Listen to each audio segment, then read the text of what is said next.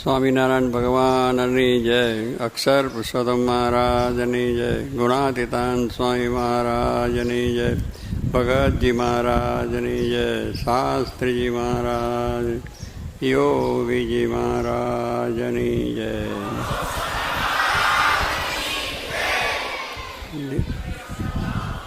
અવની જય જય જય.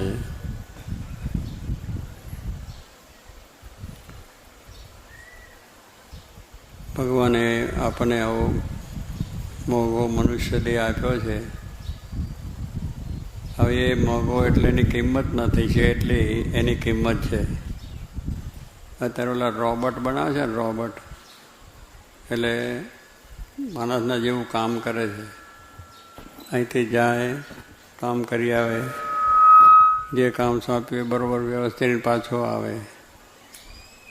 પણ એ એટલું જ કરે જે એને આ બતાવ્યું એટલું જ. બીજી વખત કરે તો એવું બધે કરી લે ત્યારે. પણ ભગવાને જે શરીર આપ્યું છે એ આપણો કાયમ પણ જે કંઈ કામ કરવાનું છે થયા જ કરે છે. પણ એ મોંઘા શરીર છે એની આપણને કિંમત નથી. આપણને ભગવાને આપેલી વસ્તુ છે, કિંમતી છે, મોંઘી છે, અમૂલ્ય છે, પણ એની કિંમત આપણને નથી, કારણ કે આપણે વ્યવહારમાં સંસારમાં પડ્યા છે. એટલે એના ઉપર જ આપણું તાન હંમેશા રહે છે કે સુખી થઈએ, પૈસાદાર થઈએ, નોકરી ધંધાની અંદર રચા પચા જ રહીએ છીએ. એટલે જે ભગવાન ભજવા માટે શરીર મળ્યું છે એને બદલે આપણે આ બધા કાર્ય કરીએ છીએ. એટલે એ માટે કહ્યું કે મહારાજ કે આપણા દેહ મળ્યો છે ભગવાન ભજવા માટે. આપણો દેહ છે શા માટે મળ્યો છે એ ગુણાતીતાન સ્વામી સમજાવે છે કે અક્ષરરૂપ થવું અને પુરુષોત્તમની ભક્તિ કરવી. શાસ્ત્ર માત્ર અને બધા મહાન પુરુષો એ જ કહે છે કે આ દેહે કરીને ભગવાન ભજી લેવા અને આત્માનું કલ્યાણ થાય, ભગવાનની પ્રસન્નતા થાય એવું જ કાર્ય હંમેશા કરવું.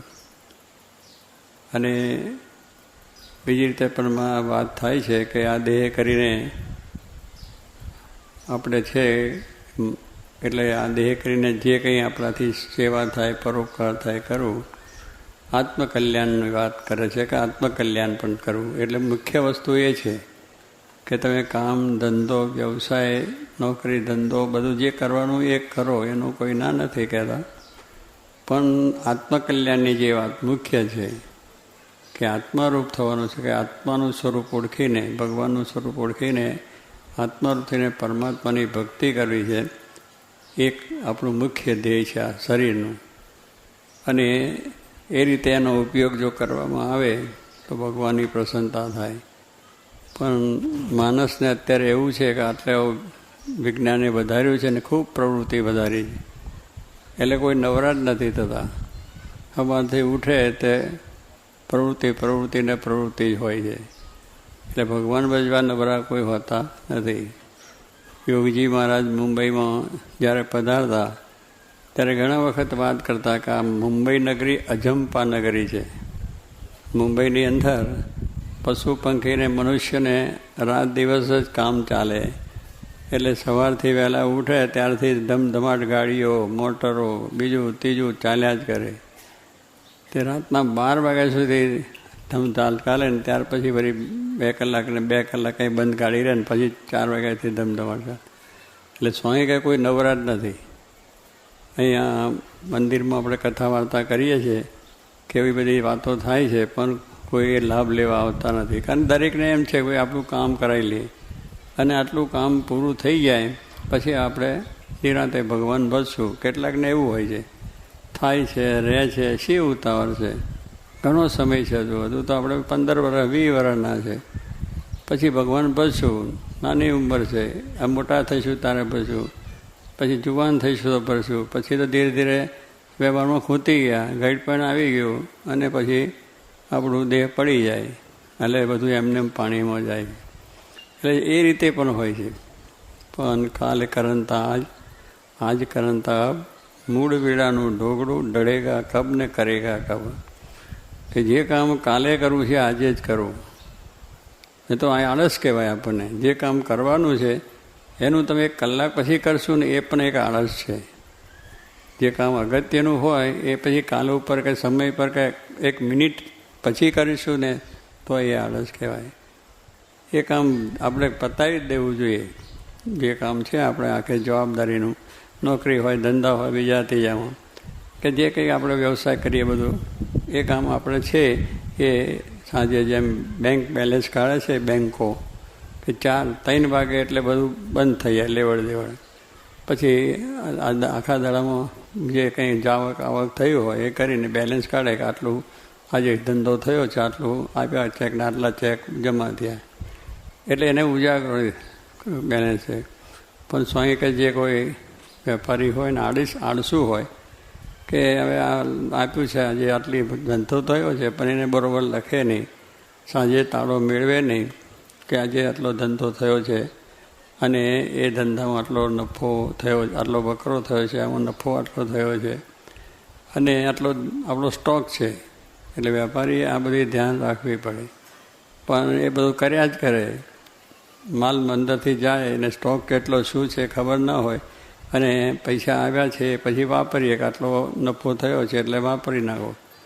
પણ નફો છે પણ એમાં બકરો કહેવાય. બકરામાંથી નફો કેટલો થાય છે એ તો વિચાર કરીએ ત્યારે થાય.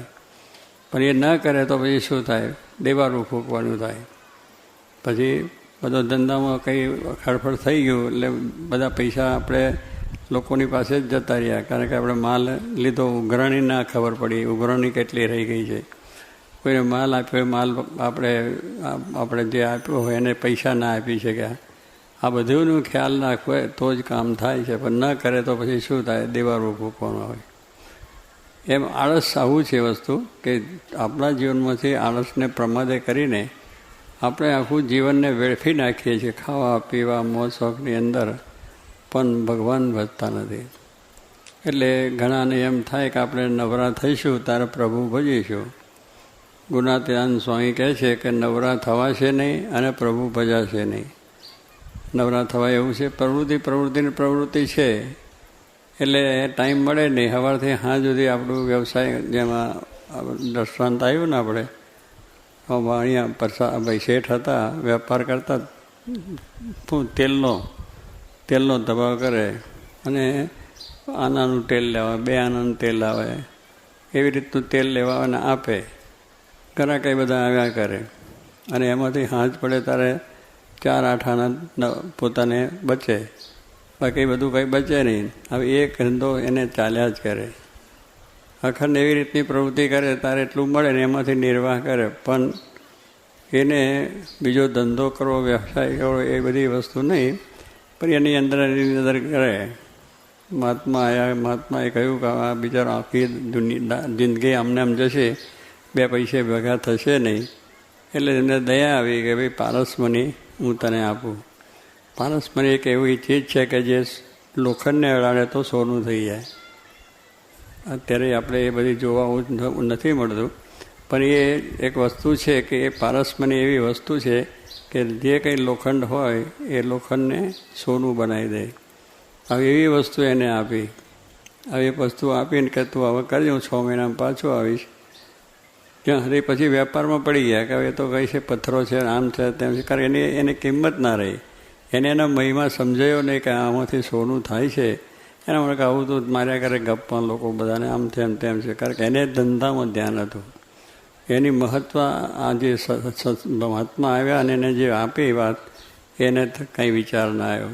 અને એમને કરતાં કરતાં પાછા મહાત્મા આવ્યા અને જ્યારે પેલો લોકોનો કટકોય નહોતો બિચારાને, એ પાછો ઘરેથી લઈ આવ્યો. ત્યારે તાજમાં તો પહેલાં લાકડાનો પેલા હતા પથરા ઘોડિયા, એટલે એ પણ નહોતું. ભાગ્યશાળી હોય એને આવું બધું થાય, જેનો ભાગ્ય ના હોય ને. તો કહેવાનું શું કહીએ હતું, પણ છતાં મહાત્માએ જરા બતાવ્યું ત્યારે એના મનમાં ચમક આવી કે હું 6 મહિના સુધી આગ ન રહ્યું, મારી ભૂલ થઈ ગઈ. પણ પછી બહુ મહાત્મા પછી ચાલ્યા ગયા લઈને, અને પોતાનું જે ધંધામાં જીવન પૂરું થઈ ગયું, જય સ્વામિનારાયણ થઈ ગયું. તો કહેવાનું શું છે, એમ આપણે પણ એવું જ થાય છે. કેટલા માણસોને હવે થાય છે, રહે છે, જઈશું, ઉતારશું, મોટા થઈશો પ્રભુ ભજશો, પણ મોટા થશે કે નહીં એનો પહેલો વિચાર કરો. આમ નાનપણમાં આ તો જન્મે તરત કેટલાક તો મરી જાય છે, કેટલાક 2 વર્ષ 5 વર્ષ 10 વર્ષ 25 વર્ષ જેટલો આવ્યું છે એટલું ભોગવે અને ચાલ્યા જાય છે. અકસ્માત થાય છે, અત્યારે હાર્ટ એટેક આવી જાય છે. એટલે આપણે રાહ જોઈએ છીએ કે આપણે નવરા થવા છે ને પ્રભુ ભજે. ગુણાશ્રય કે નવરા થવા છે નહીં અને પ્રભુ ભજાશે નહીં, માટે ધર્મનું કામ તત્કાળ કરવું.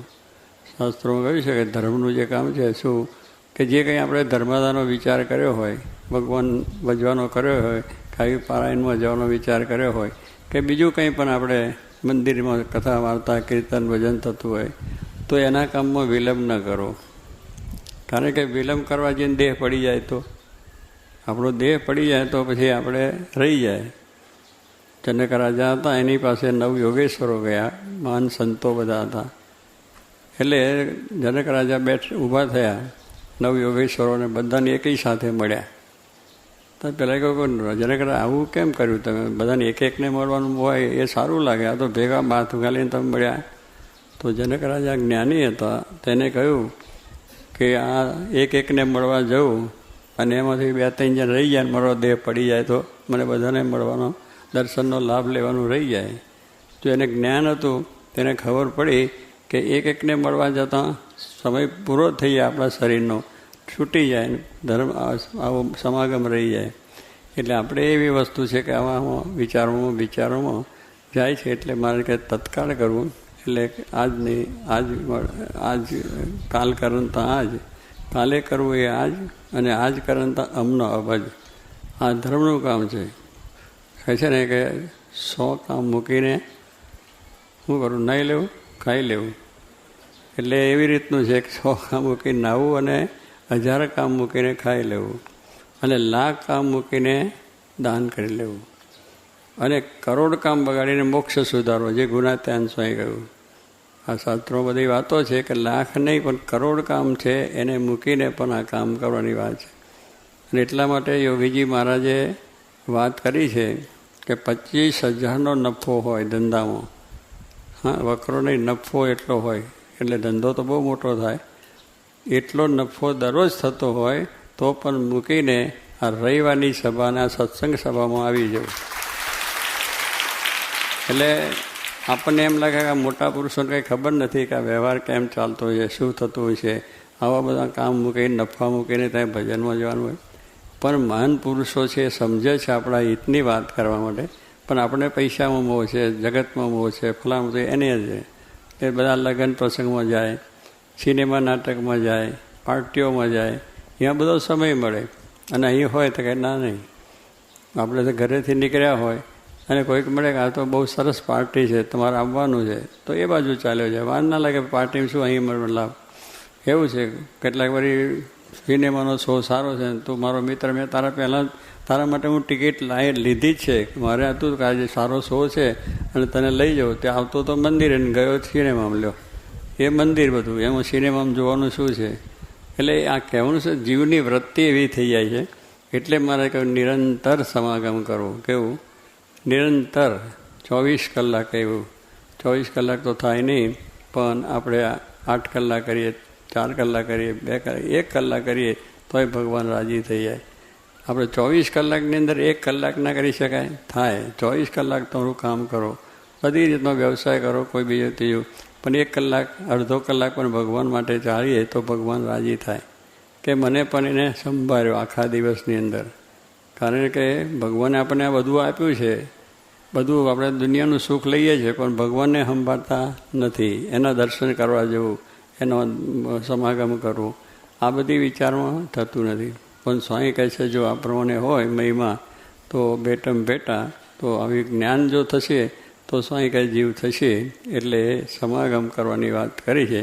એ સમાગમ કરીએ તો જ અંતર શુદ્ધ થાય, તો જ આપણા માયાના ભાવ ટળે અને આપણી અંદર આ પ્રમાણે ધર્મ, જ્ઞાન, વૈરાગ, ભક્તિ આદિ ગુણો પ્રાપ્ત થાય અને ભગવાન આપણે પ્રાપ્ત થાય ને આપણે ભગવાનની ભક્તિ કરીને અક્ષર થઈને પુરુષોત્તમની સેવા જોડી જવાય. એટલે આવી વસ્તુ છે. એટલા માટે કે આ મનુષ્ય દેહને આવું સમજીને એને આ પ્રમાણે કરવું. સારી વસ્તુ છે, એનો સદુપયોગ થાય તો લોકોને લાભ થાય કે આપણે આ મોટા ફેક્ટરીઓ કરે છે અને કેટલાક મોટા મોટા મશીન એમાં લાવે છે. હવે એ મશીન છે એ ફેક્ટરી ચલાવવા માટે છે, એમાંથી બહુ મોટો માલ, ઘણો મોટો માલ થાય, લોકોને ઉપયોગી થાય, આપણા દેશની પ્રગતિ થાય, દેશને મોટો લાભ થાય, પરદેશના પૈસા માલ મોકલીએ અને એના પૈસા એટલે દેશની અંદર કેટલો બધો લાભ થાય. પણ હવે એવું એક આપણે મશીન છે એને આપણે ગેરરસ્તે વાપરીએ અને એમાંથી બીજું ત્રીજું થાય તો એનો કોઈ અર્થ નથી થતો. એટલે ભગવાને કહ્યું છે કે આપણું શરીર છે એવું છે કે જેને કરીને આપણને પણ લાભ થાય અને બીજાને પણ લાભ થાય. આપણે પણ એવા ધર્મ, નિયમ, આજ્ઞા, ઉપાસના, વ્યસન, દૂષણ મૂકી દઈ અને ભગવાન રાજી થાય એવું કાર્ય હંમેશને માટે કરીએ, સમાગમ કરીએ, કથા વાર્તા કરીએ તો ભગવાન રાજી થાય અને એનો સદુપયોગ થયો કહેવાય. તો કે આ શરીરથી કોઈને મારીએ, કોઈને દુઃખ દઈએ, કોઈનું લઈ લઈએ અને દારૂને વ્યસનને પાર્ટીમાં જઈએ, અમુસાને બધું થતું હોય તો એ ઉપયોગ ન થયો કહેવાય, એ ગેરઉપયોગ થઈ ગયો. સારી વસ્તુનો ઉપયોગ કરો તો બધાને લાભ થાય અને દુરુપયોગ કરો તો બધાને દુઃખ થાય. એટલે ભગવાનને મોટા પુરુષનો આગ્રહ છે કે આપણે આ વસ્તુથી એવું સમજીને તત્કાળ આ કાર્ય જો કરીએ તો આપણને શાંતિ થાય, બધી થઈ જાય છે. એટલા માટે કહ્યું કે દુર્લભો માનુષ દેહો દેહી નામ ક્ષણભંગુર તત્રાપી દુર્લભમ મન્યે સાધુ સમાગમ. કે આપણું આ શરીર છે એ મળ્યું છે, એ મોંઘું શરીર છે, એ માનવ દેહ અમૂલ્ય છે. દુર્લભો માનુષ દેહ એટલે દેહ છે દુર્લભ છે, પૈસા આપતો પડે નહીં, કરોડો અબજો રૂપિયા આપતો મળે ગમે તે એવો છે શરીર. જે અવયવ જે ભગવાને કર્યા છે એવું કોઈ બનાવી શકે? અવયવ સરસ કેવા છે, જેવા જેવા શરીરને જોઈએ એવું શરીર બનાવ્યું, રૂપાળું હૃદય. હવે એવો અવયવ અત્યારે કોઈ કરી શકે એમ નથી. વિજ્ઞાન વધુ છે પણ મેં કહ્યું રોબોટ બનાવે પણ રોબોટ જેવું કે એનું આમ જ રોબોટ એટલા માટે રાખ્યું છે, એમ માણસ જેવું ના કહેવાય એને રોબોટ. પણ આ તો માણસ છે, આપણે બોલીએ ચાલીએ, હાથ પગ બધું ચાલે એવું સરસ ભગવાન બનાવ્યું. તો એવું મનુષ્ય શરીર છે તો એનાથી ભગવાન રાજી થાય એવું હંમેશા આપણે કરવું જોઈએ. કામ કરો, વેપાર ધંધો બધું કરો, પણ આપણે 1 કલાક અડધો કલાક પણ આ સત્સંગ કાઢી લો. ઘર મંદિર હોય, ઘરની અંદર પણ આરતી પૂજા બધું થાય, સાંજે બેસીને કથા વાર્તા થાય, ઘર સભા થાય તો કેટલી બધી મજા આવે. છોકરાને સંસ્કાર પડે, ઘરમાં સારી રીતે થાય. એટલે ઘર મંદિર પણ બધાએ ખાસ આપણે રાખવું, જેને કરીને દરરોજ આરતી થાય, પૂજા થાય, ઘરમાં પુસ્તકો હોય, ગીતા, ભાગવત, રામાયણ છે, વચનામૃત છે, સ્વામીની વાતો છે, હરિલીલામૃત ગ્રંથ અત્યારે વંચાય છે, કેટલા સરસ ચરિત્ર, તો એને વાંચીએ બેસીને. ઘરમાં છોકરા બધા બેસે તો છોકરાને સંસ્કાર પડે નાનપણથી. પણ આપણે વાંચીએ નહીં તો છોકરાને ક્યાંથી સંસ્કાર પડે? કે આપણે ટિકિટ લઈને સિનેમામાં જતા હોય તો છોકરાને ખબર પડે કે બાપા જાય છે તો આપણે જઈએ ને, એમાં કંઈ માલ તો હશે કે નહીં? તો કહેવાનું શું છે પછી કે સંસ્કાર આપણા જતા રહે. અત્યારે મંદિરને બદલે ટીવી થયું, મંદિર છે એને બદલે ટીવી આવી ગયું કે ટીવી જોવા બેસી જાય બધા આખા ઘરના ભેગા થઈને. એના બાપ હોય, મા હોય, બેન હોય, દીકરી હોય, જ્યાં હોય, ભાઈઓ હોય, બધું થઈને ભેગા બેસેલો અને ટીવી સામું જોઈ રહે કલાક, 2 કલાક, 3 કલાક, એને મૂકતા નથી. બધું એટલું જો ભજનમાં બેઠા હોય કેટલું કામ થઈ જાય. સંસ્કાર પડે, શાંતિ રહે, સુખ રહે, કુટુંબમાં સંપ રહે અને એકબીજા પ્રત્યેનો પ્રેમ વધે, આપણી ભક્તિ વધે, સત્સંગ વધે. વાંચો, પુસ્તક વાંચો, ગીતા, રામાયણ, મહાભારત જે છે, વચનામૃત આપણે છે, શિક્ષાપત્રી છે, કેટલી સરસ આપ્યું છે.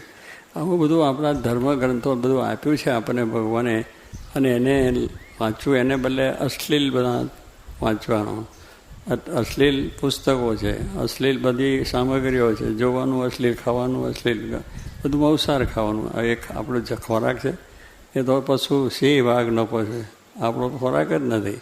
આપણો ખોરાક તો શુદ્ધ શાકાહારી છે, એ આપણો ખોરાક છે. ગુણાત્યાંશમાં એક જ જુનાગઢ પાસે માળિયા હાટીના છે, હાટી લોકો દરબારો ત્યાં રહેતે એટલે હાટીનો માળિયા કહેવાય.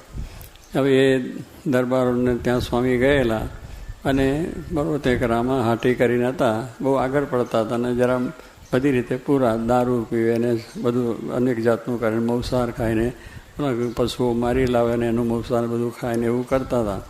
એટલે સ્વામી ગયા ગામમાં, મને જાણ્યું કે આવા જેવા છે, પછી આવ્યા, મારે બધા દર્શન કરવાને આવ્યા. એટલે સ્વામી એમને કહ્યું કે તમે માંસાહાર ખાઓ છો એ આપણો ખોરાક નથી, કારણ કે એ પશુનો ખોરાક છે. અને જો તમે આપણે છે પશુને દાળ ભાત રોટલી દાળ શાક ને સૂપ સારામાં સારું તમે એને વાનગીઓ કરીને આપો તો એ ખાય ખરો સી કે ના ખાય? કેમ કે એનો ખોરાક નથી. તો પછી તમે માણસ છો, તમારો ખોરાક એ છે એ મંસાહાર છે, તમને ખાવ તો શોભે ખરું માણસને? તો કે ના મહારાજ, પેલા એ કહ્યું કે તમે માણસ થાવ. અત્યારે તો પશુ છે ને પશુનો ખોરાક ખાવ એટલે પશુ જ કહેવાઓ તમે.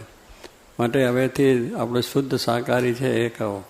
તો કહેવાનું શું છે કે આવો જો સમાગમ મળ્યો, મોટા પુરુષ મળ્યા, તો આપણને સાચી વાત સમજાય કે આપણો ખોરાક આ નથી, આપણો ખોરાક આ. આજે માણસને એ જ બધું ચાલે છે, પાર્ટીઓ પણ એની થાય છે અને બધું ચાલે છે. માણસ વિચાર કરવો જોઈએ, કોઈ પશુઓને મારીને આપણે સુખી થઈએ? એનોય આત્મા છે, એને ભગવાને જીવન આપ્યું છે, તો એને જીવવા દો. તમે જીવો. માણસનો ધર્મ શું છે કે પોતે જીવે અને બીજા જીવે. બીજાને મારી નાખવાનો અધિકાર આપણને નથી. ભગવાને દરેકને જન્મ આપ્યો છે, માણસને આપ્યો છે, પશુઓ પંખી બધાને જીવ આપ્યા છે. એ જીવો બધા પશુઓ પંખીઓ બધા, એને મારીને આપણે ખાવાનું. ભગવાને ખોરાક આપ્યો છે, તમે ખાઓ, તમે જીવી શકો છો. પણ એવું માણસની વૃત્તિઓ થઈ ગઈ છે, કારણ કે પશ્ચિમનો વાયરો અને સંસ્કાર લઈને આપણી સંસ્કૃતિને સંસ્કાર બધા આપણે ચાલે. એટલે આપણે આપણા સંસ્કાર છે એ આપણો છે. સાચું ધન, સાચી સંપત્તિ એ આપણો ખોરાક, એ આપણું જીવન છે, કે અધ્યાત્મ જીવન છે, ધર્મ છે, ભગવાનનું ભજન કરવું, એ બધી સંપત્તિ સાચવીએ એટલો આપણે સુખ્યા થવા છે.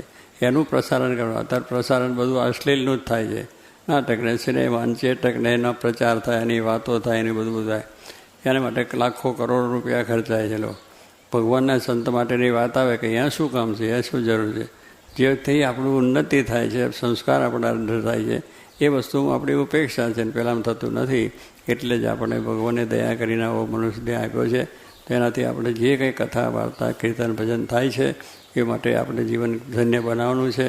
આજે આ સમય આ પારાયણમાં બધા જે લાભ લઈ રહ્યા છે, તમને બધાને ધન્ય છે અને બધાને બહુ આશીર્વાદ છે કે ભગવાન તમારામાં આવા ધર્મના સંસ્કાર રહે, બધા સુખિયા થાવ, એ જ પ્રાર્થના.